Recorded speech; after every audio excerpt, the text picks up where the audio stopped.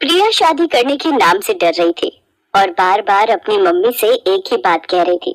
Mummy, यहाँ मायके में तो आपने ये बात सबसे छुपा ली और मेरी कभी भी इंसल्ट नहीं होने दी, पर ससुराल में ये बात किसी को भी पता चल गई तो आप जानते हो ना मम्मी, वहाँ मेरा कितना अपमान होगा। जब मेरी सास और पति को ये पता चलेगा कि मैं रात में सोते वक्त बेड पर सुसु करती हूँ, जो कि मेरे कंट्रोल से बिल्कुल बाहर है।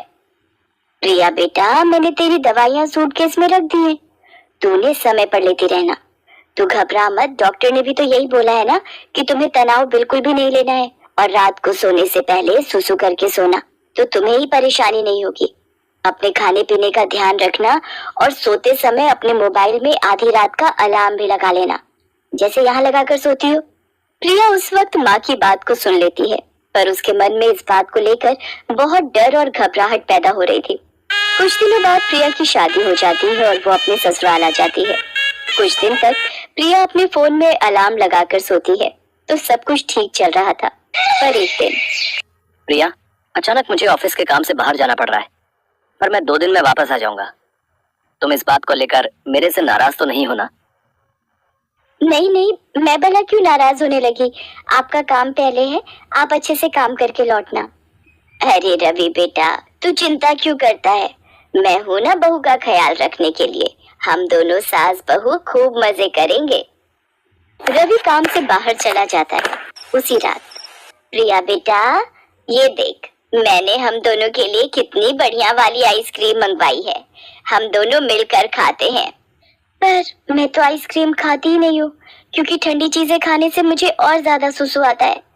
पर माँ जी को मना कैसे करूँ, उन्हें बुरा लगेगा, मुझे आइसक्रीम खानी पड़ेगी। है ना कितनी बढ़िया वाली आइसक्रीम, हमारे यहाँ की मशहूर आइसक्रीम है। एक काम करो, जब तक रवि वापस नहीं लौटता, हम दोनों सास बहू एक ही कमरे में सो जाती हैं। रात को सोते समय गप्पे मारेंगे। जी जी ठीक है माँ जी, जैसा आप कहें। अब क्या करूँ, मुझे माँ जी के साथ सोना पड़ेगा। कहीं रात में मेरा सुसु निकल गया तो मेरी तो सारी सच्चाई माँ जी और रवि के सामने आ जाएगी। उस रात प्रिया 2 बार अलार्म लगाकर सोई थी, इसलिए वो रात में 2 बार बाथरूम हुई थी, पर चिंता और डर से वो पूरी रात सो नहीं पाई थी। वो रात तो जैसे तैसे कट गई। अगली रात जब प्रिया अपनी सास के साथ सोई तो उसका फोन चार्ज नहीं था।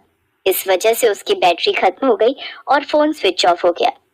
प्रिया गहरी नींद में थी, तो उसे पता ही नहीं चला कि उसे रात में उठकर बाथरूम जाना है। अगली सुबह जब प्रिया सोकर उठती है, उसका पूरा बिस्तर गीला था। घबराहट से उसके पसीने छूटने लगते हैं। प्रिया की सास ये सब देख लेती है और गुस्से में प्रिया पर चिल्ला पड़ती है। इतनी देर में रवि भी वापस आ जाता है। रवि बेटा, हम बेड पर सुसु करने वाली बहू ले आए हैं। मुझे तो सचमुच इसे अपनी बहू कहते हुए शर्म आ रही है। दुनियादारी और समाज में किसी को भी पता चल गया तो सब लोग हम पर हंसेंगे। अब मैं इसका क्या करूं? इसके माँ बाप ने भी हमसे इस बात को छुपाया और तो और इसने भी हमसे इतनी बड़ी बात छुपाई। मुझे तो कुछ समझ में नहीं आ रहा है। मैं तो कहती हूँ इसे अभी के अभी इसकी माँ के घर भेज दे। अब तो ही इससे बात कर। माँ, मैं ये बात जानता हूँ, मुझे पता है कि प्रिया को रात में बेड पर सुसु करने की आदत है। क्या तू ये बात जानता है और तूने ये बात मुझसे छुपाई? आते ही बीवी का गुलाम हो गया। रवि इस बारे में जानते थे, पर उन्होंने मुझसे इस बात के बारे में पूछा भी नहीं और गुस्सा भी नहीं किया। पर रवि को ये बात कैसे पता चली? मैं तो रोजाना अलार्म लगाकर सोती हूँ। माँ, ये बात मुझे उस दिन पता चली जिस रात प्रिया बहुत गहरी नींद में थी। अलार्म मैंने ही बंद किया था। तब मैंने देखा प्रिया के आसपास बिस्तर गीला हो रहा था। मैं उसी वक्त समझ गया था। प्रिया, तुम्हें याद होगा जब उस दिन तुमने मेरे उठते से ही बेडशीट चेंज कर दी थी ताकि मुझे पता न चले। माँ, प्रिया की नजर से सोचो, वो खुद इस आदत से कितनी शर्मसार होती होगी। शायद ये कई रातें सो भी नहीं पाई है। माँ, आप जानती हो इस आदत की सबसे बड़ी वजह तनाव है। आप तो खुद कहती हो किसी भी बीमारी की सबसे बड़ी वजह चिंता होती है। और माँ, हम कितनी बीमारियों का शिकार होते हैं, और उन्हें ठीक करने के लिए इलाज के साथ साथ हमें अपनों के सहयोग की भी तो जरूरत होती है। तभी तो हम बीमारी से लड़कर ठीक हो पाते हैं। माँ, इस वक्त प्रिया जिस जगह खड़ी है शायद हम दोनों उसका अंदाजा भी नहीं लगा सकते। इस वक्त प्रिया को हम दोनों के सहयोग की बहुत जरूरत है। अच्छा माँ, एक बात बताओ, अगर यही आदत मुझ में होती तो फिर तुम क्या करती? मेरे ठीक होने में मेरी मदद करती या फिर मुझ पर गुस्सा करके मुझे घर से निकाल देती? माँ, अगर आप प्रिया को इस घर में नहीं रख सकती तो मैं प्रिया को लेकर कहीं और चला जाऊंगा। रवि की बातों को सुनकर प्रिया की आंखों में आंसू भर आते हैं और वो रो पड़ती है। सचमुच रवि एक अच्छा पति होने के साथ साथ एक अच्छा इंसान भी था।